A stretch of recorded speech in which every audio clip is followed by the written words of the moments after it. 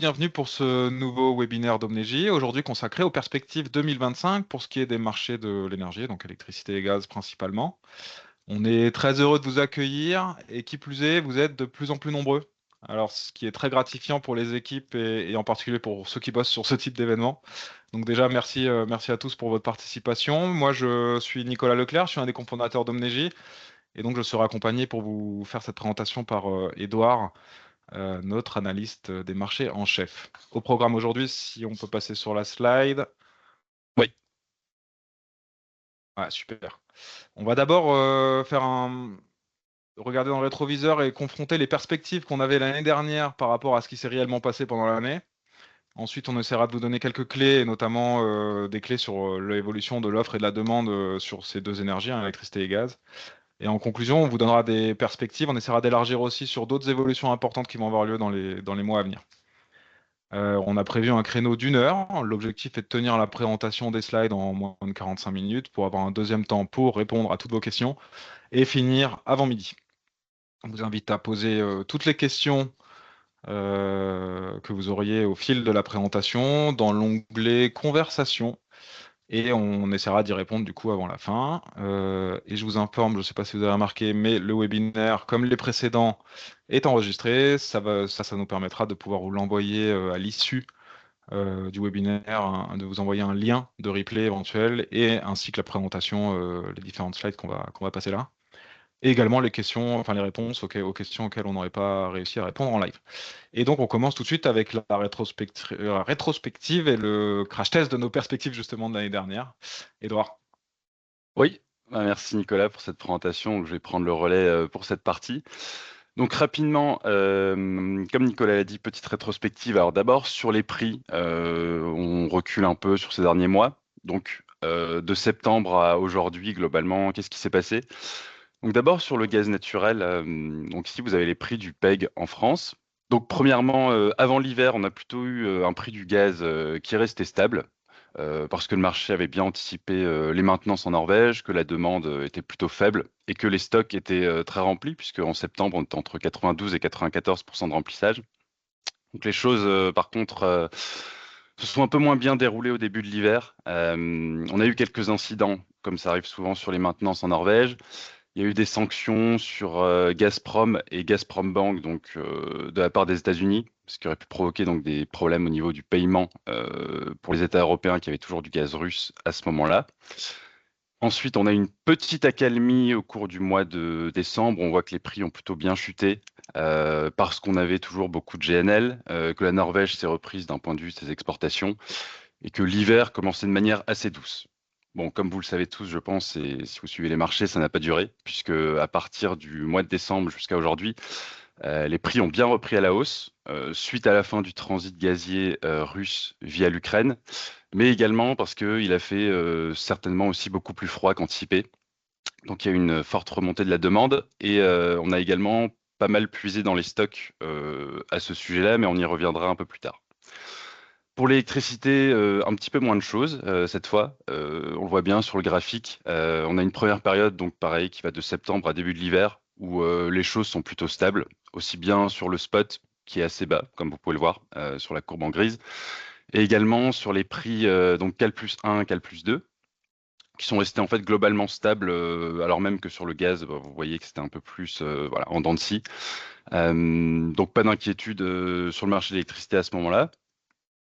Ça s'est un peu plus agité ensuite à partir de l'hiver également, mais surtout sur le spot, comme vous pouvez le voir, où il y a eu des périodes où il est monté assez fortement. Bien sûr, c'est toujours lié en général à cette période aux conditions météorologiques, mais également à l'usage des centrales thermiques. Par contre, de l'autre côté, sur le Cal plus 1, Cal plus 2 toujours, on voit que c'est resté quand même assez stable. Il y a eu quelques petites périodes de hausse, mais ça a globalement voilà, pas trop bougé. C'est resté entre 70 et 80 euros du mégawattheure, disons. Ce qui est assez intéressant, puisqu'en parallèle, on voit que sur le gaz, ça a bien monté, alors que ça n'a pas été le cas en électricité sur ces années-là. Donc voilà tout simplement pour la rétrospective sur les prix. Donc maintenant, une petite slide sur en fait un comparatif entre notre précédent webinaire qui était dédié aux perspectives 2024 et aujourd'hui, par rapport à ce qu'on annonçait, ce qui s'est vraiment prévu sur le marché.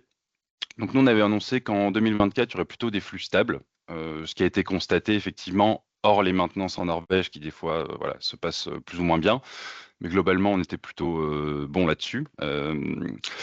On avait également anticipé qu'il y aurait des stocks remplis à 90% en septembre, pardon. Donc on était en mars 2024 au moment où on a fait cette prévision. Là, on était plutôt juste puisqu'ils ont été remplis à 92-94% sur cette période.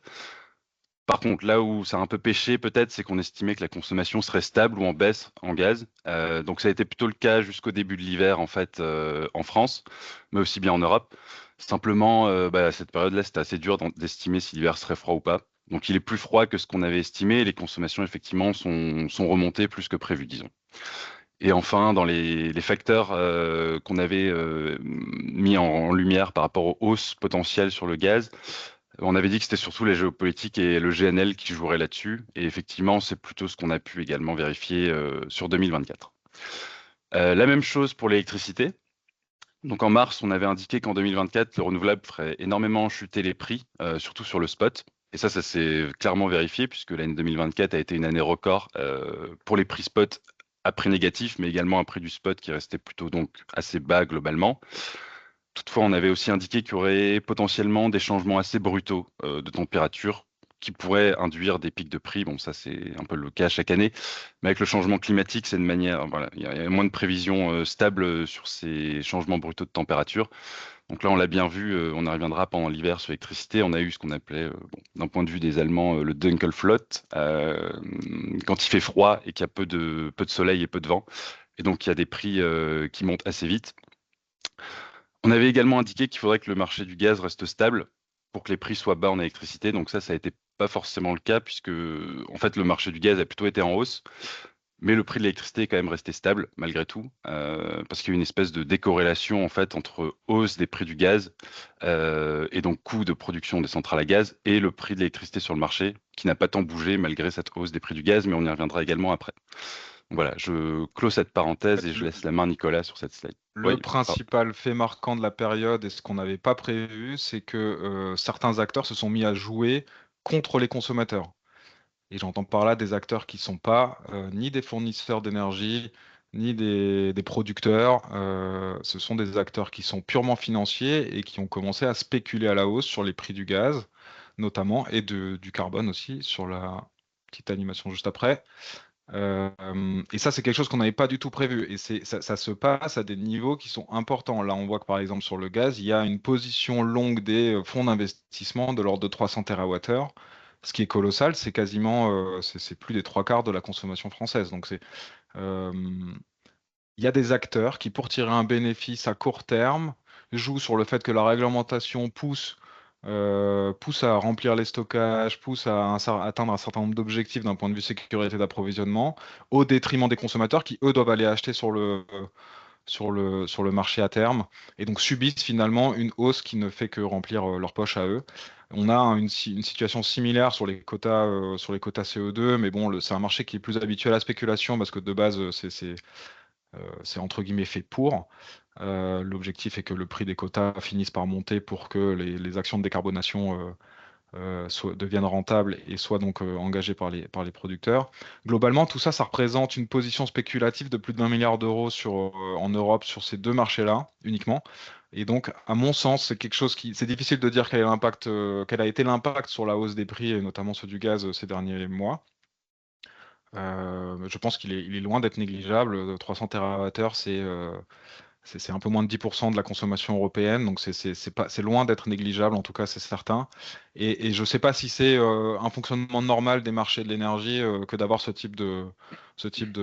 d'acteurs qui puissent comme ça jouer à l'encontre des principaux intéressés, à savoir les consommateurs.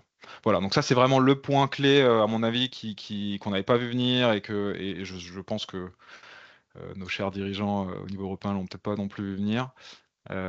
Et c'est quelque chose qu'il faudra garder en tête parce que plus il y a de positions spéculatives sur les différents marchés et plus il est volatile.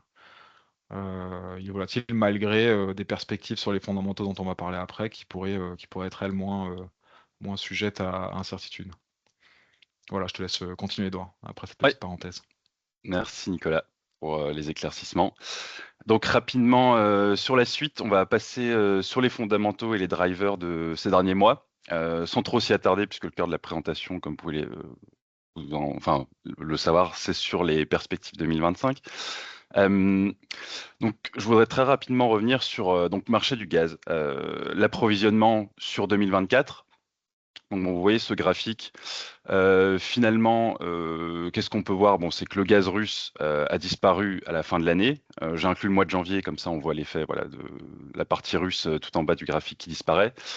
Les flux norvégiens qui sont restés plutôt stables, à part en septembre-octobre, comme vous pouvez voir là, ce creux en fait qui correspond aux périodes de maintenance, qui a duré un peu plus longtemps que prévu, donc c'est aussi pour ça que les prix sont remontés. Et tout en haut, en bleu, on a les flux de GNL, donc qui sont restés plutôt stables toute l'année en 2024, mais qui étaient quand même moins importants qu'en 2023.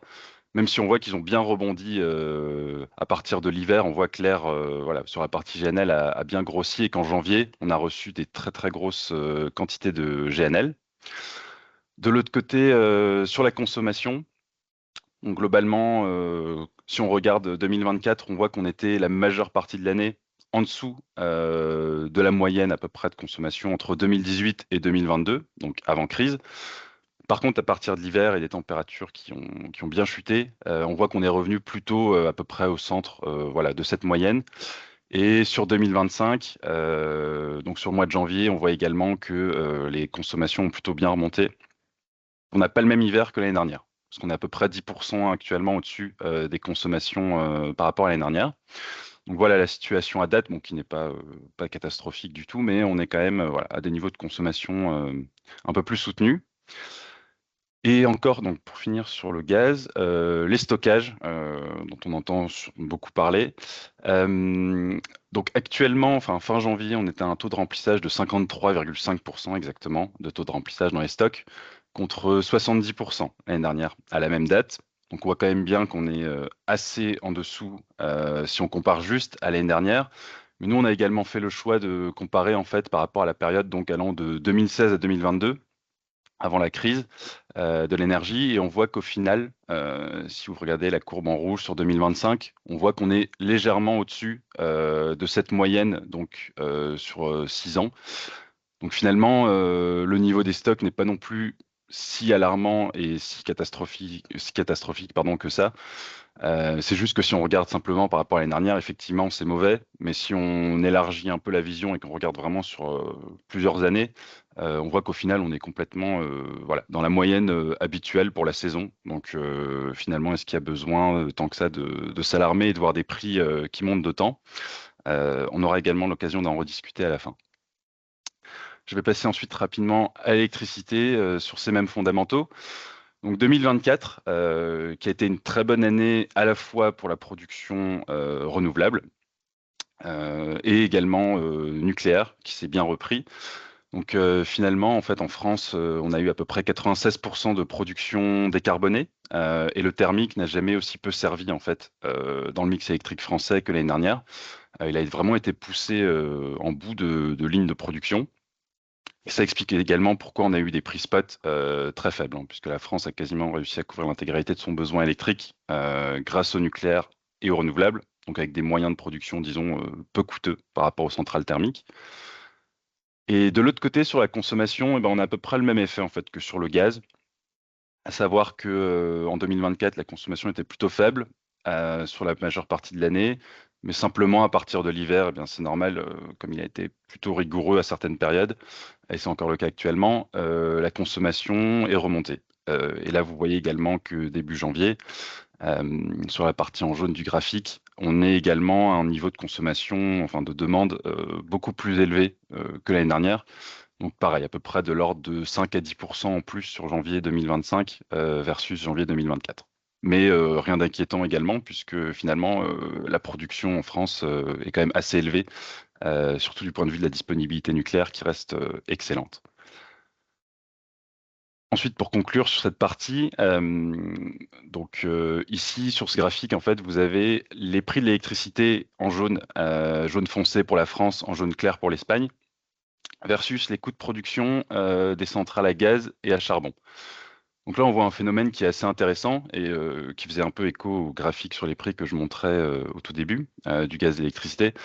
En fait, on voit qu'à partir du mois de, enfin vraiment à partir du mois d'avril-mai, il y a eu une décorrélation de plus en plus forte qui s'est faite entre les coûts de production des centrales thermiques, qui n'ont fait qu'augmenter, alors que le prix de l'électricité dans la même période, pour la France et l'Espagne, enfin bon, on va surtout regarder la France, mais ont eu tendance plutôt à baisser. Donc là, on voit qu'il y a vraiment un grand écart qui se fait et finalement, on peut en comprendre en fait que les coûts des centrales thermiques ont de moins en moins d'impact sur la formation du prix de l'électricité, du moins sur les marchés à terme, puisqu'ici c'est du Cal plus 1, donc c'était pour l'année 2025. Et à partir de janvier, ça passe pour 2026.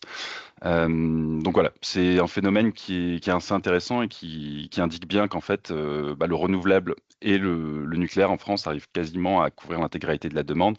Et donc ces centrales thermiques en fait seront beaucoup moins sollicitées à l'avenir, et donc finalement sont entre guillemets hors de la monnaie, pardon, et non rentables sur ces échéances. Nicolas, je sais pas si tu voulais ajouter quelque chose à ce sujet, mais sinon, Non, mais c'est juste non. pour Ouais. dire que si vous entendez encore dans les médias des gens qui vous disent que le prix de l'électricité est corrélé au prix du gaz, ben ce graphique-là vous montre que c'est plus le cas en France, en tout cas depuis le printemps. Voilà. Merci. Et pour parler du spot, donc là un petit graphique aussi qui est assez simple, qui montre en fait l'évolution du prix du spot selon la production renouvelable, mais également la sollicitation au recours, pardon, aux centrales à gaz. Donc là, c'est assez simple, hein, il n'y a pas grand-chose à comprendre. On voit simplement que quand il y a beaucoup d'éolien et quand même un peu de solaire, les prix du spot ont tendance à converger vers le zéro. Par contre, quand vous avez l'air en bleu qui est sollicité, donc qui correspond aux centrales à gaz et à leur production, évidemment, on a un prix qui va vite remonter sur le spot. Donc on peut passer de 30-40 euros à 150-200 euros selon les conditions météorologiques de l'hiver. Donc voilà, c'est plutôt là-dessus en fait que les centrales à gaz vont jouer vraiment leur rôle sur les prix et beaucoup moins donc sur les marchés à terme. Pour conclure cette partie, donc simplement avec les autres, ce qu'on appelle les autres drivers, donc sur le pétrole, le charbon et le CO2, mais on va pas s'y attarder. On voit que globalement le pétrole est resté plutôt stable sur la période, mais simplement remonté à partir de janvier du fait de sanctions américaines exacerbées sur le pétrole russe. Après, normalement, 2025 devrait rester une année largement abondante sur les marchés pétroliers, avec un surplus d'offres par rapport à la demande. Donc on peut estimer que les prix du baril vont rester plutôt mesurés. Pour le charbon, dans le même temps, alors il n'y a pas eu du tout le même mouvement que pour le gaz. Le prix a plutôt baissé sur la période parce on a eu beaucoup moins recours en fait à du charbon en Europe, beaucoup moins de demandes que d'habitude. Et globalement, au niveau mondial, il y a également une production qui reste assez forte, voilà, et une demande qui est assez modeste. Donc finalement, les prix voilà, sont restés plutôt bas. Pour le CO2, par contre, c'est un peu différent. Effectivement, comme Nicolas l'a dit dans une des slides, il y a beaucoup de spéculation sur le CO2 d'un côté. Et de l'autre, on a eu, c'est vrai, des vagues de froid, un recours accru aux centrales à gaz par rapport à des températures qui étaient bien au-dessus de la normale. Et donc finalement, on va dire ce mélange de spéculation et de conditions hivernales et de recours aux centrales thermiques qui sont obligées d'acheter des quotas de CO2 a fortement eu tendance à faire grimper le prix, surtout à partir de décembre jusqu'à aujourd'hui, puisqu'aujourd'hui on est au-delà des 80 euros la tonne. Et donc ça faisait plusieurs mois qu'on n'était pas à ces niveaux-là sur le CO2. Voilà, donc je vais ensuite entamer le cœur de cette présentation sur les perspectives 2025 et avec un peu notre point de vue et analyse sur différents éléments. Donc comme d'habitude, on va commencer par le gaz avec cette grande question qui en intéressera beaucoup d'entre vous, je pense. Que peut espérer l'Europe de la part du GNL américain, mais même du GNL en général? Puisqu'il ne faut pas oublier que désormais le GNL avec la Norvège, c'est une des premières sources d'approvisionnement en gaz de l'Europe. Et donc forcément, il faut jeter un œil aux projets qui vont être mis en service dans les prochains temps, parce que c'est un marché qui était assez tendu quand même en 2024, qui a été bien sollicité, puisque par exemple les unités d'exportation américaines étaient quasiment à 100% de capacité d'exportation, 95 exactement. Et ici sur ce graphique, en fait, vous voyez les prochains projets qui vont être mis en service. Alors vous avez les États-Unis en jaune, mais également le Qatar en foncé, l'Australie ainsi que d'autres pays. Mais bon, on voit que globalement, là, sur les 4 prochaines années à venir, c'est vraiment les États-Unis qui ont énormément de projets qui vont être mis en service. Et donc forcément, pour nous, Européens, eh ben, ça va être un partenaire indispensable. À savoir qu'en 2024, une molécule de GNL américain sur 2 était destinée à l'Europe. Le reste, une partie à l'Asie et une autre partie allait dans le reste du monde, mais globalement, nous, on est les premiers clients des Américains. Donc forcément, il y a une relation assez importante qui s'est déjà mise en place et qui va continuer de se tisser au fur et à mesure que ces projets vont être mis en service. Donc vous avez ici ce second graphique qui est exclusivement dédié aux États-Unis et qui vous montre en fait dans le temps, donc jusqu'à 2028, comment la capacité en fait d'exportation américaine va progresser. Aujourd'hui, ils ont à peu près 120 milliards de mètres cubes de capacité d'exportation. Et d'ici 3 ans, 3 ans et demi, ils vont passer à plus de 200. Donc c'est une augmentation d'un peu plus de 80% de leur capacité, ce qui est énorme. Et donc si on extrapole et qu'on se dit que l'Europe va toujours recevoir une molécule sur 2 de GNL américain, ben, en fait on va très bien pouvoir recevoir à peu près une centaine de milliards de mètres cubes de gaz en provenance des États-Unis. Donc à la fois ça fait un peu, enfin c'est pour ça qu'on a les prix aussi du gaz qui peuvent baisser dans le futur puisqu'on aura une offre beaucoup plus abondante. Mais également, on risque aussi de dépendre très fortement d'un seul partenaire commercial, comme c'était le cas avant avec la Russie, même si bien sûr les États-Unis n'ont pas le même comportement que la Russie.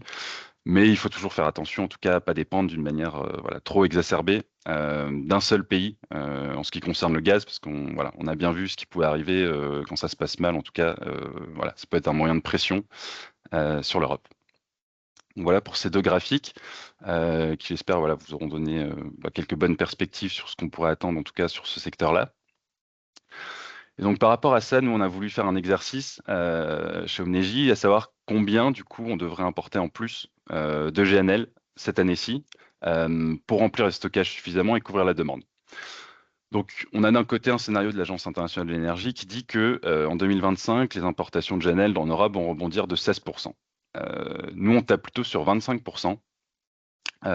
Pourquoi? Parce que donc plus 25% par rapport à 2024, hein, j'entends. Donc vous avez la liste voilà, des raisons, mais c'est principalement parce que on a le gaz russe quand même qui s'est arrêté via l'Ukraine au 31 décembre, donc on a perdu 15 milliards de mètres cubes de gaz quand même. Et on a également un déficit gazier par rapport à l'année dernière de 18 milliards de mètres cubes. Et donc disons que pour réussir à les remplir à nouveau ces stockages à 90% au 1er novembre, c'est la seule variable d'ajustement, en fait, elle se fera via le GNL pour l'approvisionnement, puisque le reste provient de pipelines, donc qui ont une capacité limitée. On ne peut pas importer plus que ce qui a été créé par l'infrastructure. Donc voilà. Donc ça peut impliquer dans un sens aussi plus de tensions potentiellement entre l'Asie et l'Europe pour sécuriser cet approvisionnement. Même si on voit qu'il y a voilà, des nouveaux projets, notamment Plaquemine aux États-Unis, qui vont démarrer. Et donc, il y aura quand même une offre qui va augmenter, mais en tout cas, en 2025, la demande de GNL devrait rester assez forte, en tout cas en Europe, même si en Asie, il y a toujours une croissance liée plus au développement économique de la zone. L'Europe, c'est un peu différent, ce sera plus vraiment pour rattraper ce déficit de stock et réussir à atteindre cet objectif posé par l'Europe de 90% de remplissage au 1er novembre. Et Selon donc, la conso, on va oui, avoir besoin d'une trentaine. Reviens juste celle d'avant. oui. Selon effectivement la conso, on va avoir besoin d'une trentaine de milliards de mètres cubes en plus de GNL cette année. C'est bien inférieur à la slide encore avant où Edouard vous montrait que les projets qui vont arriver en service cette année, ça représente entre 40 et 50, voilà, c'est ça, 40 et 50 milliards de mètres cubes. Donc en fait, tout le jeu, euh, tout va se nouer avec en fonction de la demande asiatique et des pays émergents sur le GNL. Si celle-ci reste, la croissance dans ces pays-là reste relativement atone comme elle l'a été l'année dernière, il est possible qu'on puisse accéder à du GNL en quantité largement suffisante pour couvrir le besoin et auquel cas on pourrait connaître une baisse des prix significative. Si par ailleurs il y a de la concurrence exacerbée parce que des besoins de leur côté importants, dans ces cas-là, effectivement, peut-être que ça reportera à 2026 euh, un éventuel approvisionnement confortable en GNL. Oui, c'est ça. Bah, on voit bien 2026, c'est l'année où il y a le plus de projets qui seront mis en service. Et 2027, 2028 resteront des années où il y a également des gros projets qui seront mis en service. Donc voilà, une certaine vague de projets qui va déferler et qui rendra le marché bien liquide et plutôt abondant, effectivement. Donc je poursuis avec la prochaine slide, donc qui est dédiée cette fois au stockage. Donc là, on présente ici la situation donc, où au pic des stocks en 2024, on était rempli à 95%, donc à peu près 1090 TWh. Et à fin janvier, on n'était plus qu'à 621 TWh. Et donc nous, là, on a estimé, donc selon les flux, la consommation, comme Nicolas l'a dit, avec le besoin en général qui augmente donc de 25%, on devrait réussir à atteindre dans ces conditions-là à peu près 1030 TWh au début du mois de novembre, donc au début de l'hiver gazier, ce qui correspond à un remplissage des stocks à peu près de 90%. Voilà. Donc finalement, il faut que l'Europe continue à acheter donc en masse du GNL en grande quantité pour que ce scénario se réalise. Voilà, donc c'est simplement notre vue voilà, sur le remplissage des stockages, le scénario qu'on a fait à date, si ces conditions, bien sûr, se réalisent. Pour l'instant, on est plutôt dans les clous puisque au mois de janvier, les importations de GNL ont été de 25% à 30% au-delà des importations, enfin au-dessus des importations du mois de janvier 2024. Donc bon, on va dire que pour ce premier mois, ça tient la route. Ensuite, on verra pour les mois suivants, donc pour la fin de l'hiver et pour l'été, ce qui se passera. Voilà pour ce qui était du gaz sur les perspectives. Donc si vous avez des questions à ce sujet, on pourrait y revenir à la fin. Désormais, sur l'électricité, donc une slide qui est dédiée ici aux renouvelables, où on se demande est-ce que bon, le renouvelable continuera de faire baisser les prix en 2025? Parce que c'est vrai qu'on a vu qu'en 2024, on n'a jamais eu autant de prix négatifs sur le marché. Donc on peut se dire qu'en 2025, on vivra à peu près la même chose. Donc là, vous avez un graphique en fait qui vous présente la consommation résiduelle par rapport à l'évolution du prix du spot. Euh, En gros, la consommation résiduelle, qu'est-ce que c'est? C'est la consommation donc en France sur 2024 à laquelle on va soustraire les moyens de production dits fatals, qui concernent essentiellement les énergies renouvelables, mais également certaines cogénérations qui ont des obligations voilà, d'achat de l'État, mais qui sont plutôt marginales par rapport à l'ensemble des renouvelables. Donc on voit qu'en fait, plus la consommation résiduelle est faible, donc sur l'axe ici des abscisses, plus on a de chances d'avoir en fait des prix spot qui sont négatifs, ou en tout cas très faibles. Par contre, on voit que plus la demande est forte, c'est-à-dire moins le renouvelable arrive à couvrir la demande, plus on a des prix spot qui s'envolent en fait sur le marché. Et donc l'idée, c'est de dire que plus on a de capacités solaires et éoliennes principalement, qui vont de plus en plus produire, et bien de plus en plus souvent, la majorité de la demande en fait sera couverte par ces moyens de production. Et donc on aura de plus en plus de prix spot négatifs ou en tout cas très bas. Et effectivement, sur 2025, eh bien, il n'y a pas de raison qu'on ne vive pas à nouveau un scénario à peu près similaire, en tout cas sur une bonne partie de l'année, notamment évidemment en été ou les moments où on a énormément de vent. Et si on se projette à plus long terme, au-delà de 2025, donc ici vous avez un graphique également qui présente l'évolution en fait des capacités renouvelables en Europe, donc là c'est au niveau européen, mais également l'évolution des capacités fossiles. Donc ce qu'on voit globalement, c'est qu'il y a un fort boom du renouvelable. Jusqu'à 2030, on aura à peu près 1200 gigawatts de capacité installée en Europe. Par contre, au niveau des centrales thermiques, notamment à charbon, que vous avez dans la partie tout en bas du graphique enfoncé, le charbon va diminuer de plus en plus, tandis que les centrales à gaz, on va quand même les conserver. On voit que ça reste stable au niveau de la capacité installée, parce qu'elles nous servent toujours, évidemment, à contrer, on va dire, entre guillemets, l'intermittence du renouvelable dans les périodes où le réseau est tendu. Donc les périodes sont plutôt identifiables, c'est quand il fait froid, quand il n'y a pas de vent. En général, l'un et l'autre sont liés, et aussi quand il y a une couverture nuageuse assez forte et donc on n'a pas de solaire.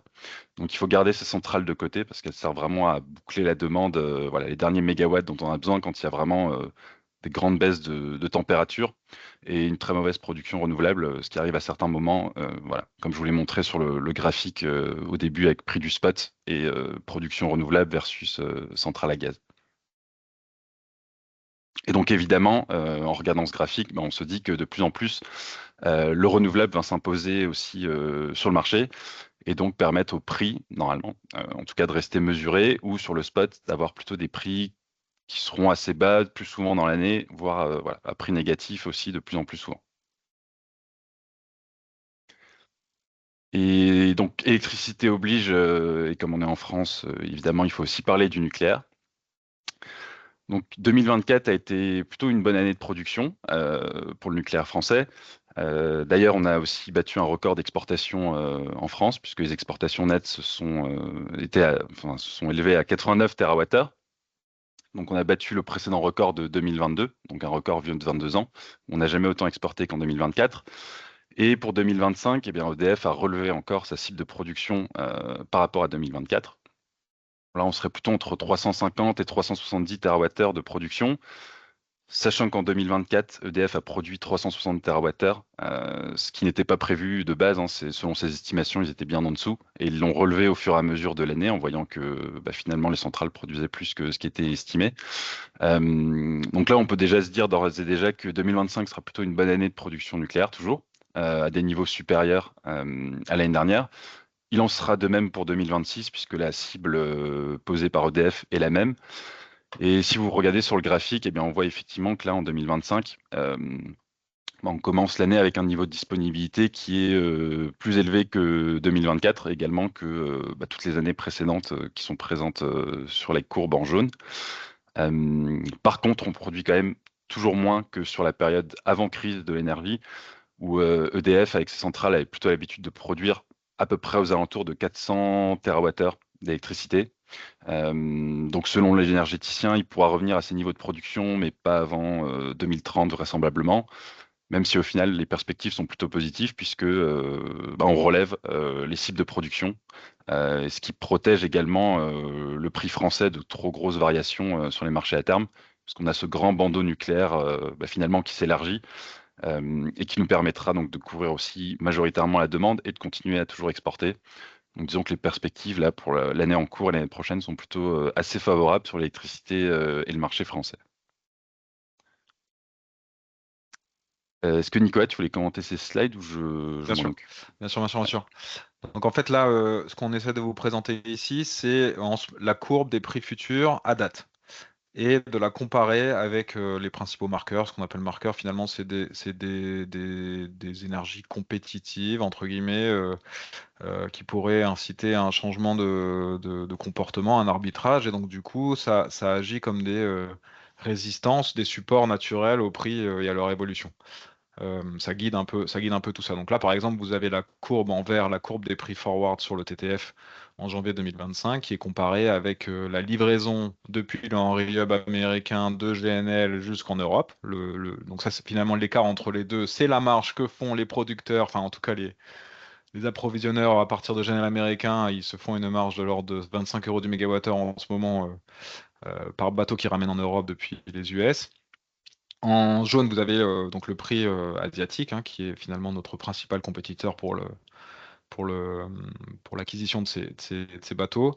Et en violet, du coup, la courbe du pétrole qui finalement est assez la courbe à terme du pétrole, qui donne une indication parce que notamment dans ces pays-là asiatiques et principalement asiatiques, effectivement, le gaz est en compétition avec le pétrole sur pas mal d'usages et donc du coup, ça donne une indication de quels seraient les potentiels d'arbitrage à ce niveau-là.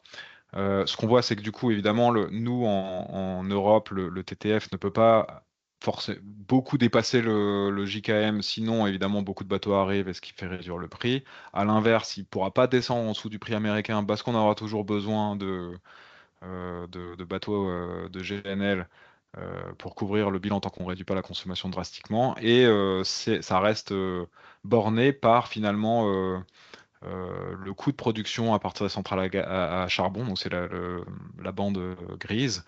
Euh, Parce qu'en fait, si jamais le prix du gaz devient trop élevé, ben, on arrête de produire à partir du gaz de l'électricité, on le produit avec du charbon. Voilà, tout ça pour dire que finalement, aujourd'hui, il y a une prime sur le gaz qui est extrêmement élevée par rapport au coût de production. Cette prime-là, elle est peut-être en partie justifiée par le phénomène de spéculation que je mentionnais tout à l'heure. Mais en tout cas, on voit que ça aura du mal à dépasser la fin du range de production à partir de charbon et que normalement, l'Asie devrait connaître un peu de destruction de la demande avec la courbe violette. Euh, mais on voit ce qu'on voit aussi, c'est qu'à partir de 2027, les prix à terme sont inférieurs à 30 euros du mégawattheure, ce qui est un prix qui est très fair, très équitable au vu de ce que coûte le fait de ramener un bateau américain. Oui, si je peux juste ajouter un dernier commentaire, c'est vrai qu'on voit que les courbes, alors sur le TTF, donc en Europe, et le JKM convergent au fur et à mesure du temps vers cet indice américain, où là le calcul est fait pour une livraison de GNL américain à destination de l'Europe, avec tous les coûts, on va dire, qui sont pris en compte.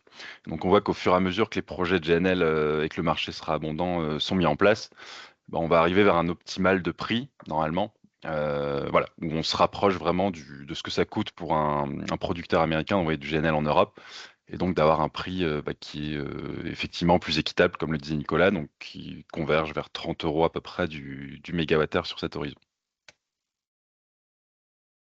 Pour ce qui est de l'électricité, on regarde aussi les principaux marqueurs. Du coup, ça va être le prix allemand qui est en rouge et ça va être le prix espagnol qui est en jaune. Le nôtre en France étant en vert. On voit qu'on oscille entre les deux. À court terme, on est plus proche du prix espagnol parce qu'on bénéficie de cet effet favorable sur l'équilibre offre-demande avec les centrales nucléaires, le renouvelable et le prix espagnol qui nous tire un peu par le bas.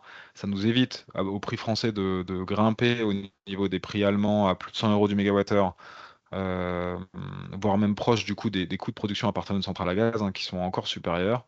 Évidemment, à moyen terme, quand on regarde loin dans le temps, ces éléments-là convergent entre eux, enfin on converge avec les prix allemands. On considère que, j'imagine, le marché considère que la consommation française va repartir un petit peu, que le nucléaire sera moins, euh, l'équilibre sera moins favorable et donc du coup qu'on aura besoin de plus de centrales à gaz, en partie, et en tout cas que l'équilibre avec l'Allemagne va se recréer.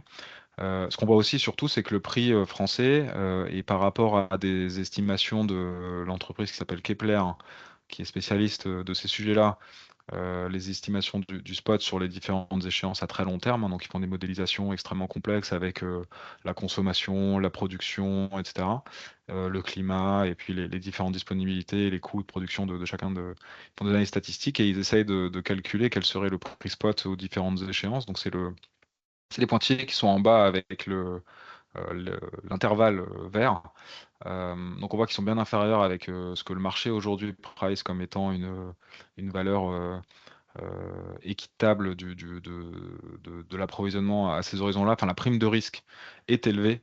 euh, et il y a certainement un potentiel de baisse à partir du moment où l'équilibre offre-demande pourrait s'améliorer. Voilà en quelques mots. Ouais, merci Nicolas. Et on voit qu'il y a quand même une grosse décorrélation effectivement avec l'Allemagne, donc on peut quand même s'estimer heureux en France à ce niveau-là, sur l'électricité. Et donc pour conclure sur ces propos, on a simplement fait un petit résumé, donc on va dire de tout ce qu'on s'est dit, euh, et voir un peu pour 2025, donc qu'est-ce qu'on pourrait attendre. Donc sur le gaz naturel, effectivement, l'offre devrait s'accroître sur l'année, comme c'est indiqué, surtout via le GNL. Donc nous là-dessus, on est assez clair. Et de toute manière, on n'a pas trop le choix en fait. Si on veut remplir les stockages, il faut absolument importer plus de GNL que l'année dernière, bien plus. Donc voilà, à peu près 25%, comme on l'a mentionné. Parce que les autres flux donc qui transitent par pipeline, eux, devraient rester plutôt stables. Donc, enfin, il faut qu'ils restent stables. Donc voilà. Nous, on estime que ça va l'être, sauf incident majeur. Et globalement, comme on l'a dit, les projets de GNL seront cruciaux pour faire baisser les prix du gaz. En fait, il faut que l'offre surpasse assez largement la demande pour que vraiment les prix baissent et que les spéculateurs aussi aient moins de raisons, disons, de rester haussiers, ce qui aidera bien sûr grâce à ces projets. Sur les stockages à présent, effectivement, donc ils sont moins remplis qu'auparavant. Donc auparavant, plutôt comprendre l'année dernière. Pour autant, comme vous avez pu le voir, la situation n'est pas catastrophique puisqu'on est à peu près en ligne par rapport à ce qu'on connaissait avant en moyenne pour un mois de janvier, février, disons 2025, un remplissage qui est proche des 50%. Et donc effectivement, si on arrive à avoir ce surplus de GNL, pour l'instant c'est le cas, on arrivera à les remplir, disons sans mal, pour l'hiver prochain à au moins 90%. Sur la demande, effectivement, on n'anticipait pas forcément qu'elle augmente d'autant. Après, c'est surtout lié à la saison et à l'hiver, donc qui est plus rude que prévu. Mais par contre, pendant l'été, effectivement, elle reste assez basse, assez atone.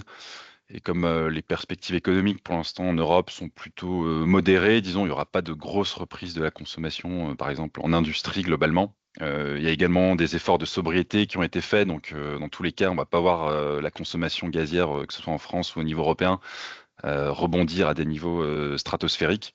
Donc nous, on maintient qu'elle va rester plutôt voilà, stable dans la zone basse par rapport à ces dernières années. Au-dessus de l'année dernière, peut-être, vraisemblablement, mais quand même assez mesuré. Et alors à ne pas oublier, donc d'un point de vue, disons, macroéconomique et géopolitique, donc qu'est-ce qui peut se passer en 2025? Donc ce sera surtout du côté des États-Unis, effectivement, qu'il faudra se tourner, puisqu'on a désormais Donald Trump au pouvoir. Il est là que depuis 20 jours et on voit qu'il y a eu déjà beaucoup d'annonces de sa part, que ce soit sur des taxes, que ce soit sur son souhait que l'Europe achète plus de GNL, par exemple. On voit également que la Chine a taxé le GNL américain et donc ils vont certainement moins en acheter, ce qui en laisse pour l'instant, disons, plus à l'Europe en provenance des États-Unis. Donc ça, c'est plutôt une bonne chose pour nous. Mais à voir également avec ce que Donald Trump réserve pour l'Europe, s'il met également des barrières douanières. Il est certain que l'Europe fera de même. Est-ce qu'on osera taxer le GNL ou pas en provenance des États-Unis? Ça, c'est une question, disons, assez sensible parce qu'on en a vraiment besoin. Et donc, si on le taxe et qu'on a déjà un prix du gaz qui est élevé actuellement, bon, ça ne fera que rajouter de la douleur aux consommateurs. Donc, disons que ça, c'est un point d'intention sur lequel, effectivement, on n'a pas la main, mais qu'on continuera, effectivement, de regarder et de relayer via nos canaux habituels. Pour ce qui est de l'électricité, bon, vous avez pu le voir que le secteur donc, est quand même moins exposé ou en tout cas plus protégé par rapport au gaz naturel, puisqu'on voit qu'il y a une certaine décorrélation qui se met en place entre les prix du gaz et de l'électricité sur les marchés à terme. Donc finalement, ça joue un petit peu bien sûr, mais c'est pas tant ces facteurs-là qui vont énormément peser sur le prix de l'électricité. Il faudra surtout regarder en fait ce qu'il en est au niveau de la production, comme toujours. Donc le nucléaire français, qui devrait rester la clé de voûte, donc aussi bien en France qu'en Europe, puisque comme on exporte beaucoup aux pays adjacents, on a un rôle toujours fort à jouer sur les marchés. Et à mesure qu'on continue d'exporter fortement, nous, on bénéficiera toujours en France d'un prix plutôt faible, puisque c'est aussi le signe que le secteur électrique en France se porte bien. Sur le renouvelable, on peut estimer que la percée sera plutôt la même que l'année 2024, voire peut-être meilleure, puisqu'on aura de nouvelles capacités installées. Donc nous, on reste plutôt confiant sur le fait qu'on bénéficiera toujours de prix spot assez bas et toujours des heures négatives qui devraient rester quand même globalement nombreuses sur l'année, principalement en été ou quand il y a beaucoup de vent. Bon, un petit mot sur la décarbonation. Simplement que, comme vous avez vu, selon les objectifs européens, on vise quand même à sortir de plus en plus du fossile, même si on voit que c'est compliqué pour le secteur électrique, puisqu'on a toujours besoin de garder une certaine capacité de centrale pilotable, disons, principalement à gaz. Donc on va plutôt se passer du charbon qui est beaucoup plus polluant, parce que pour produire 1 MWh avec du charbon, on émet à peu près 1 tonne de CO2, alors que la même chose avec du gaz, c'est plutôt 0,4 tonnes. Donc bon, c'est toujours polluant, mais quand même moins, enfin ça passe peut-être un peu mieux politiquement aussi, donc c'est aussi pour ça qu'on fait ce choix. Et pour ce qui est de la demande d'électricité, globalement, donc nous on pense qu'elle va rester comme le gaz, plutôt mesurée pendant cette année, voire pendant 1 à 3 ans. Mais on sait également qu'il y a des nouveaux usages, ou en tout cas qui se développent de plus en plus, qui requièrent beaucoup d'électricité et donc un développement du réseau également assez fort. On pense notamment au data center et à tous les usages qui sont liés à l'intelligence artificielle. On a vu peut-être, enfin, vous avez vu sûrement peut-être beaucoup de communications ou d'articles à ce sujet, puisque c'est quand même une grande thématique. En plus, il y a le sommet de l'IA, pardon, en ce moment à Paris, avec des nouveaux investissements qui vont se faire donc, dans des nouveaux data centers en France. Donc, ce qui va effectivement faire grossir, disons, de manière assez forte, je pense, la consommation électrique dans notre pays. Heureusement, on est excédentaire, donc c'est aussi une chance et une force, disons, si on veut accueillir ce genre d'équipement. Mais ça pourra aussi avoir un effet de remontée assez forte des consommations. Bon, à voir, mais selon les perspectives, je pense qu'on se dirigera plutôt vers ça. Pardon, Nicolas. Je ne sais pas si tu voulais ajouter un mot encore à cette slide, Non, Nicolas. c'est bon, c'est très clair. Merci. Ok, super. Du coup, pour la suite, on va pas lire toute cette slide. Vas-y, montre tout. Oui, En gros, c'est les différentes évolutions qui sont déjà dans les tuyaux, sans mauvais jeu de mots, pour ce qui est de l'électricité et du gaz cette année et les années à venir. Donc, on va répondre en plus en présentant ça à quelques questions. Vous avez évidemment l'acheminement qui est prévu d'augmenter pour ce qui est du turb, donc pour l'électricité, là en 2025 de manière assez importante, et ça va se retrouver sur vos factures de mars. Pour ce qui est du gaz, la grosse hausse a été subie l'année dernière et devrait être plus faible cette année et principalement liée à l'inflation. Les taxes, vous l'avez vu, donc les assises électricité et gaz ont été publiées et pareil seront appliquées à partir du 1er janvier au 1er février selon les cas euh, sur les factures. Donc ça va arriver aussi, vous allez pouvoir le constater. Donc on a mis les montants en 2025 versus ceux de 2024 avec une différenciation pour l'électricité entre les PME et les hautes puissances et pour les résidentiels aussi, c'est encore un autre taux. Le point clé sur l'électricité, c'est la fin de l'arène à la fin de l'année. Donc ça veut dire ça globalement que 100% des volumes sont à acheter sur le marché et que vous ne bénéficiez plus d'une partie de votre approvisionnement à un prix régulé. Donc ça, selon les cas et le moment où vous avez acheté, potentiellement, ce sera gagnant ou perdant pour vous pour la suite. En tout cas, ce qui est sûr, c'est que c'est perdant par rapport au fait de continuer de bénéficier d'AREN s'il avait été prolongé. Mais ça n'a pas l'air du tout d'être la voie qui est prise, notamment parce que à travers le budget et les discussions qui sont en cours avec l'Europe, ils ont l'air de vouloir vraiment entériner le mécanisme qui avait été envisagé fin 2023, écrit soi-disant entre EDF et l'État. Donc à suivre. Les certificats de production de biogaz vont être impactés aux consommateurs et selon, alors là j'ai pris une hypothèse où c'est réparti sur tout le monde de manière uniforme, ça pourrait représenter de l'ordre de 6 euros du mégawattheure à l'horizon 2030. Ça peut être plus si on réduit le nombre de personnes à qui on impacte cette obligation-là, ça pourrait être moins. Ça dépend aussi des objectifs en termes et des coûts de production du biométhane. Et en 2027, vous allez avoir le TS2 pour les consommateurs de gaz qui va venir aussi impacter les prix. À noter que le TS2 à 60 euros de la tonne, ça représente environ 12 euros du mégawattheure, donc c'est loin d'être négligeable. Sachant qu'aujourd'hui, il est censé y avoir une quote-part de coût du carbone dans l'assise pour le gaz naturel. Ça a l'air d'être quand même assez mal intégré cet aspect-là pour ce qui est de l'État et du budget. Donc voilà, quelques évolutions. On pourra y revenir si vous avez des questions par rapport à ça. Je pense que l'objectif là maintenant, vu le temps qui est écoulé, c'est de justement répondre, de remonter le fil des questions et répondre à celles qu'on n'aurait pas répondu.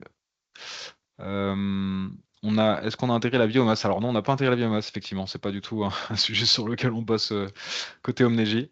Ça doit être certainement très intéressant. J'imagine que c'est des marchés qui sont un peu plus locaux et peut-être qu'il n'y a pas de marché de gros, ouais, voilà, justement aussi organisé, transparent et qui permettent de faire des analyses. Euh, J'imagine que c'est très spécifique et nécessite d'être spécialisé pour en parler de manière pertinente, en tout cas. Donc, mais je note pour la suite que si c'est un besoin, on pourra toujours essayer de voir comment on peut l'adresser. Est-ce que l'hiver a été rigoureux? Effectivement, Monsieur Mante, non, l'hiver est pas rigoureux, il est juste dans la moyenne. Donc c'est Alors les moi, hivers rigoureux. j'ai Hein, peut-être vas-y. utilisé, non, j'ai peut-être utilisé le terme rigoureux pour dire en fait quand les températures sont en dessous de la normale, j'emploie le terme rigoureux. C'est peut-être pas le bon mot, mais en gros c'est pour dire qu'on est en dessous de la moyenne sur 20-30 Ah, ans on a eu oui. plus de jours en dessous de la moyenne que les années précédentes. Ouais, ça c'est sûr. C'est ça, c'est plutôt ça ouais, qu'il faut comprendre. Donc la part du gaz, la part de la France dans les chiffres en Europe, en gaz c'est environ 10%. En électricité c'est un peu plus, mais j'ai pas le chiffre précis, peut-être que toi tu l'as. Euh, non, là, de tête, j'avoue que je, De tête je je l'ai sèche. pas, mais je dirais dans le même ordre de grandeur dans tous les cas. Euh, Les conséquences de la loi EDF, effectivement, sur le budget qui va influencer les prix de l'électricité. Alors, c'est ce que je disais finalement, c'est que en quoi ça influence les prix de l'électricité, c'est que avant EDF avait donc une centaine de térawattheures, mais plus si on considère ce qu'il devait lui-même intégrer dans ses propres contrats vis-à-vis de ses clients de nucléaire. Donc, ça faisait entre 250 et 300 térawattheures de nucléaire qui était à un prix défini d'avance, 42 euros du mégawattheure, et qui n'avait pas besoin du coup de passer par les marchés de gros. Selon l'évolution du portefeuille de fourniture d'EDF et du coup de la production de ces centrales nucléaires, ça doit maintenant passer par le marché de gros. Donc ça peut avoir un impact selon l'équilibre entre les deux sur les prix à terme. Je pense que c'est une des raisons qui explique que les prix français ont plutôt tendance à s'aligner avec les prix espagnols plutôt que les autres. C'est que certainement que le fait, le nucléaire à revendre sur les marchés par EDF doit peser un peu dans la balance. Quelle est la part de l'industrie sur la consommation électrique? Je crois qu'en France, c'est de l'ordre de 20 à 30%, mais je ne veux pas dire de bêtises. Donc, on va essayer de vous obtenir le chiffre d'ici le mail de réponse, enfin avec les slides et les supports. Comment les ENR vont-elles se développer si la vente de leur kilowattheure est négative? Ça, c'est une très bonne question parce qu'en pratique, aujourd'hui, les producteurs d'énergie renouvelable ne sont pas sujets au prix nul ou négatif, hormis les très grosses centrales. Pour la plupart, ils sont pas sujets à ça. Ce qui va arriver très prochainement, c'est que une bonne partie, même des installations de taille moyenne, vont devoir s'arrêter lorsque les prix sont négatifs. Ça n'empêchera pas, par contre, que les prix tombent à zéro. Ça n'empêchera pas que les prix tombent à zéro. Mais au moins, on va éviter de rajouter des problèmes aux problèmes. Et lorsque les prix sont négatifs, mais que le producteur produit et touche lui un autre prix, il sait bien qu'il y a quelqu'un qui finance l'écart entre les deux. Donc globalement, à la fin des fins, il y a soit l'État, soit le consommateur qui prend le relais. Donc il y a vraiment cette question de l'adéquation entre les moyens de production qu'on installe, en plus de leur valeur pécuniaire sur le marché, euh, par rapport aux objectifs qu'on peut avoir par ailleurs de décarbonation. Donc tout ça, c'est un équilibre et nécessite un petit peu de planification ou en tout cas de vision stratégique. Euh, voilà, je ne sais pas si Edouard voulait rajouter quelque chose là-dessus. Bah, je me disais, il y a aussi peut-être avec la réforme sur le TURP, avec le déplacement des heures creuses que souhaite mettre en place la Creux, Tout à fait. plus en journée plutôt que la nuit pour aussi en fait faire en sorte qu'il y ait moins d'heures négatives à l'année sur le spot. Mais ce sera que à partir du 1er novembre 2025 que cette expérimentation, disons, se met en Mm. place, où les heures creuses devraient être entre 11 heures et 17 heures du coup en journée pour inciter les consommateurs à plutôt consommer à ces moments-là et éviter qu'il y ait trop de prix à heure négative. Enfin, je crois que c'était l'idée. Tu me corriges, Nicolas, mais il me Ah non, semble non, que c'était la c'est volonté. complètement Ouais. l'idée, et je pense que si c'est bien intégré, ça peut avoir un impact non nul au bénéfice de l'intégralité de la communauté, en fait. Est-ce que le développement de l'IA en France et les data centers, quel impact sur les prix? Alors pour le moment, c'est assez difficile à dire parce que je n'ai pas vu de chiffres de la consommation de ces objets-là et de la croissance de celle-ci. En tout cas, ce qui est sûr, c'est que la consommation française, elle, malgré cette hausse d'usage, reste relativement atone. Par contre, effectivement, c'est certainement un des drivers principaux de la hausse qu'on pourrait envisager à horizon 2, 3, 4 ans. Euh, c'est certain que ça va driver une bonne partie avec l'électrification de la flotte automobile et éventuellement les pompes à chaleur dans le résidentiel. Et c'est pour ça qu'on voit les prix aussi sur la courbe à terme qui remonte un peu à ces horizons-là, hein. C'est que la consommation repart. A priori, le marché anticipe que la consommation repartirait un peu plus que la hausse de production des centrales nucléaires. Les droits de douane trumpiens, alors a priori, ça n'impacte pas les exportations américaines, au contraire. Donc j'imagine que c'est plutôt positif. Enfin, je veux dire, c'est neutre vis-à-vis de ce qu'on est en train de regarder en tout cas. Le TS2, on en a parlé. Edouard, tu me coupes et tu rajoutes hein, si tu as des choses à dire, hein, t'hésites pas. Oui, bon, après, Euh, sur les droits de douane de Trump, en fait, ça dépend effectivement, comme je l'avais dit, peut-être sur quoi on les mettrait. Et je pense que l'Europe serait assez frileuse à le mettre sur le GNL américain, en tout cas. Sur d'autres secteurs, bien sûr, mais comme on a beaucoup besoin de GNL et que c'est les Américains qui nous en vendent le plus, est-ce qu'on rajouterait encore une marge, enfin, sur le prix, non pas de marché, mais sur ce que paierait le consommateur, disons, sur le prix TTC du gaz? S'il y a des taxes dessus, je pense pas qu'on prendra le risque en Europe, en tout cas. Voilà, Question tout simplement. suivante, c'est qu'en est-il du gaz vert français? J'en ai profité là pendant quand j'ai vu la question pour aller regarder. On a en gros en France 14 TWh annuels de capacité de production de biométhane, ce qui, comparé avec la consommation française, fait de l'ordre de 3,7%. Donc malgré une belle effectivement progression hein, de ces chiffres de production et de producteurs raccordés au réseau, ça reste quand même relativement mineur dans l'approvisionnement. Donc c'est pas de nature encore à avoir un impact sur les prix en tout cas. Euh, EDF qu'on propose des contrats 10 ans appelés CNS, c'est tout à fait exact. Ils proposent ça à des électro-intensifs et donc c'est des contrats qui sont assis sur la production nucléaire, contrat nucléaire simplifié.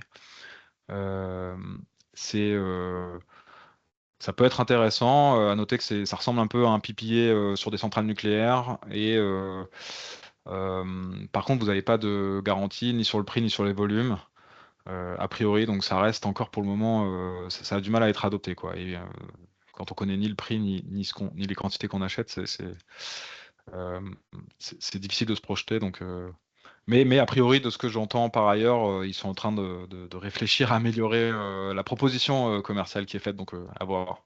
Ça peut être intéressant pour certains usages et notamment les data centers ou ceux qui en tout cas savent qu'ils investissent sur le long terme. La CSP pour une entreprise avec des sites ayant une puissance inférieure. Ah, oui, tout à fait. La CSPE pour les entreprises, elle sera effectivement donc c'est CSPE, TICFE, assise, tout ça c'est des termes similaires pour dire la même chose. Pour toutes les entreprises, ce sera effectivement 26,23, sauf pour la haute puissance. Donc ça, c'est ceux qui sont en HTA principalement, voire sur le réseau de RTE De transport. qui Ouais. eux, ouais, réseau de transport, qui eux auront une taxe, s'ils sont pas électro-intensifs, de 22,5. S'ils sont électro-intensifs, je crois que le taux réduit est de 0,5. Euh, la sortie de l'AREN sur les producteurs renouvelables, c'est une bonne question, mais j'avoue que je pense pas qu'il y ait d'impact très majeur là-dessus. Euh, Ce qui est certain, c'est que du coup, on perd une sorte de prix garanti et que certains consommateurs ont un intérêt légitime à vouloir remplacer ce prix qui était garanti par un autre prix garanti et donc potentiellement à vouloir aller chercher des contrats de, de, de, de- de type PPA avec des producteurs renouvelables pour qu'il y ait une partie au moins de leur consommation qui soit à un prix connu d'avance.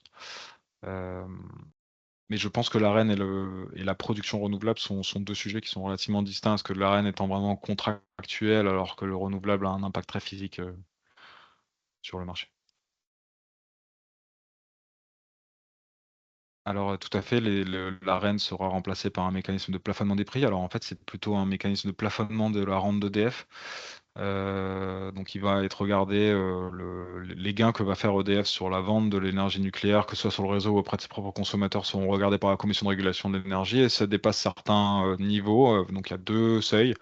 Un premier seuil à partir duquel 50% du marginal est capté et redistribué aux consommateurs et au-delà du deuxième seuil, c'est 90%. Ces seuils-là ont été inscrits en dur dans le projet de loi de finances et ont été enlevés suite à une discussion avec le RN. Enfin, bon, pas rentrer dans les détails là-dessus que je maîtrise pas forcément, mais globalement, c'est ça le sujet. Après, la problématique qu'il y a par rapport à ça, c'est qu'on ne sait pas du tout quand ça pourrait arriver. C'est imprévisible en fait. Donc c'est difficile pour un consommateur de se projeter là-dessus et de pouvoir compter dessus. Ce sera un bonus le jour où ça arrivera que l'électricité vendue par EDF soit plafonnée et que cette rente-là soit redistribuée aux consommateurs. Il faut vraiment le voir comme un bonus, mais pas compter dessus. En tout cas, si je peux ajouter un petit mot Vas-y. là-dessus, la Commission européenne a validé le principe sur le fonctionnement de ce mécanisme européen, enfin français, pardon, en disant qu'il est conforme aux règles de la concurrence européenne. Donc, disons que bah, c'est un pas de plus vers enfin, la mise en place de ce mécanisme légalement. Donc, sûrement qu'il prendra la suite effectivement de la reine, mais c'est encore un peu flou parce il faut plus de détails pour l'instant. Mais je pense que c'est en négociation assez intensive à Bruxelles. Euh, Concernant l'arène, effectivement, pour le moment, à part ce qui est dans le projet de loi de finances, il n'y a pas grand-chose d'autre à se mettre sous la dent. Euh, donc à voir quels sont les véhicules qui seront utilisés par le gouvernement pour passer les autres éléments de la méthode, la fin de l'accord et de cette chose-là, c'est effectivement assez flou encore. Euh, pour ce qui est des contrats nucléaires simplifiés, je pense que j'en ai dit une bonne partie de ce que j'avais en tête, mais globalement, voilà, il y a un coût qui est estimé par EDF selon le niveau de production, mais vu que vous ne connaissez pas le niveau de production qu'il va y avoir in fine, parce que la fourchette est assez large, entre 300 et 400 TWh, donc ça change dramatiquement le prix auquel vous souscririez. On ne sait pas encore comment ça s'intègre dans un contrat de fourniture, on ne sait pas encore un certain nombre de choses, donc c'est difficile d'avoir des infos précises là-dessus. Et encore une fois, la proposition de valeur pour un consommateur dont on connaît ni le prix ni les quantités, c'est à mon avis compliqué. Pourquoi compartons avec l'Allemagne, avec l'Espagne, mais pas avec l'Italie? Alors parce que l'Allemagne et l'Espagne sont les deux pays sur lesquels il y a des interconnexions non nulles.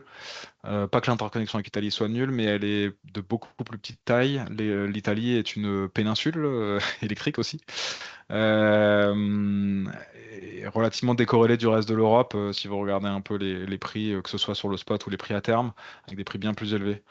Euh, ils sont souvent à plus de 100 euros du mégawattheure, même sur les prix à terme. En Afrique du Nord, quels sont les pays pour la livraison de la France? En général, ce qu'il y a dans l'Afrique du Nord, c'est effectivement plutôt l'Algérie. Euh, si C'est je dis pas ça. de bêtises, mais Edouard, tu complètes. Est-ce Algérie, qu'on ça a va des être pro... du GNL. Et sinon, il y a un pipeline qui part Ouais, d'Algérie, mais qui va en Espagne aussi. et qui va en Italie aussi, Et aussi en des Italie, deux ouais, côtés. c'est vrai. Ouais. Est-ce qu'on a des grands projets de stockage d'électricité en France? Oui, on a des gros projets, mais ça reste encore une fois très marginal par rapport à la consommation française. Donc même si c'est des gros objets d'un point de vue des millions d'euros qui sont investis par les entreprises là-dessus, ça reste, c'est pas du tout à l'échelle encore pour ce qui est de l'équilibrage en énergie. Ce que ça fait, par contre, le stockage, et là où c'est très pertinent aujourd'hui, c'est pour aider le réseau sur toutes les réserves primaires et secondaires. Donc c'est le réglage en fréquence, le réglage en tension, euh, et puis du coup, effectivement, le fait de pouvoir avoir une garantie à très court terme dès qu'il y a un aléa non maîtrisé. Donc voilà, donc ça c'est des sujets sur lesquels ça se valorise très bien le stockage et c'est aujourd'hui rentable. Par contre, c'est des marchés qui sont limités, donc on pourrait pas avoir des capacités illimitées qui sont en compétition sur ce marché-là. Ils vont se scier la branche sur laquelle ils sont assises. Euh, Est-ce que selon vous, les prix du gaz vont diminuer avant la fin de l'hiver dû à la baisse de la demande? Ça pourrait être un moment pour contractualiser sur 26-27. Euh, alors c'est une bonne question. Le prix en ce moment est très élevé. Moi, si j'étais consommateur, je ne serais pas pressé de contractualiser maintenant. Euh, mais est-ce que les prix vont baisser là en fin d'hiver ou est-ce que ça attendra l'été prochain, enfin la fin de l'été? C'est difficile, difficile à dire.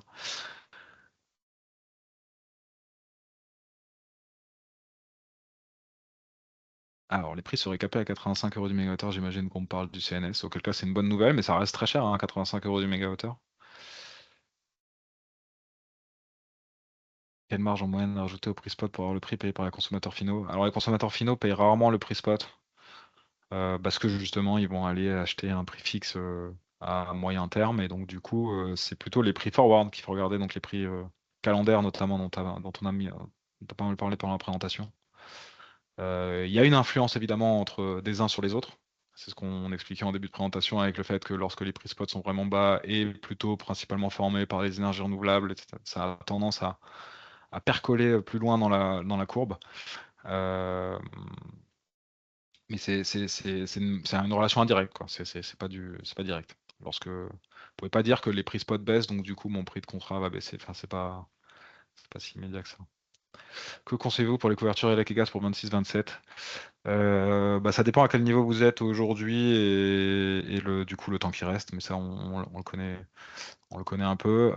L'ELEC, pour le coup, il reste dans des prix qui sont proches de la moyenne, donc il n'y a pas de raison de pas progresser compte tenu de votre tunnel de couverture prévisionnel. L'objectif étant d'éviter toujours de se couvrir pour éviter d'être au dernier moment pris par une hausse des prix.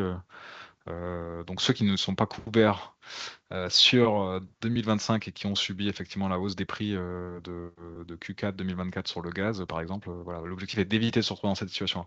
D'où le fait de commencer à prendre des positions dès que possible. Tant que le prix est bon pour vous, ça vaut le coup d'avancer.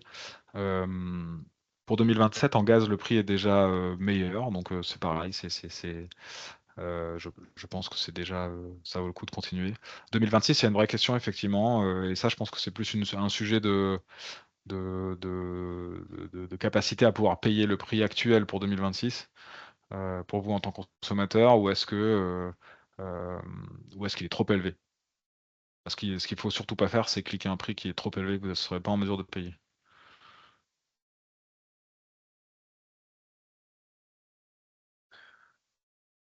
Il est urgent d'attendre. Ok. Il n'est pas urgent. En tout cas, ce qui est sûr, c'est il faut pas, il faut pas attendre de se presser. Ni l'un ni l'autre, en fait, l'objectif, c'est vraiment de garder la tête froide, entre guillemets, de commencer à prendre des positions en avance tant que les prix sont bons. Et encore une fois, sur le gaz, 27, 28 sont à des prix qui sont très cohérents, moins de 30 € du mégawattheure.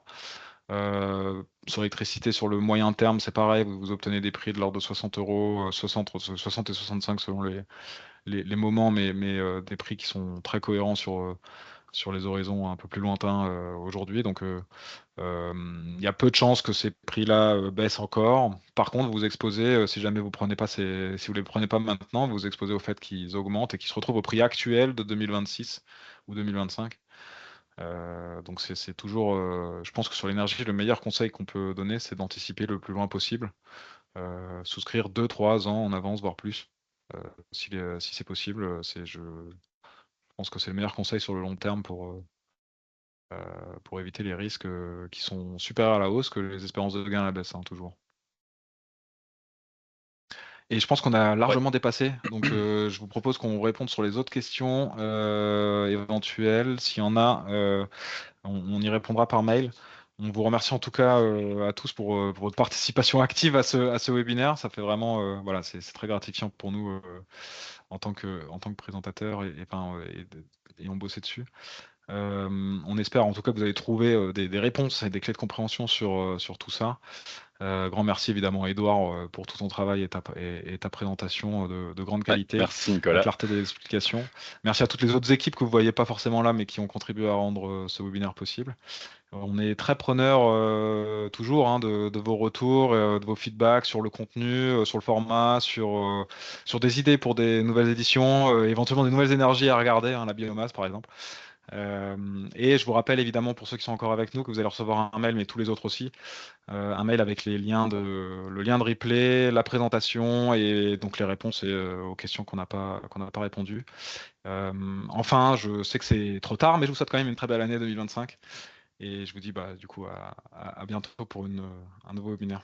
Merci à tous. Bonne Merci, journée. bonne journée à toutes et à tous. Au revoir.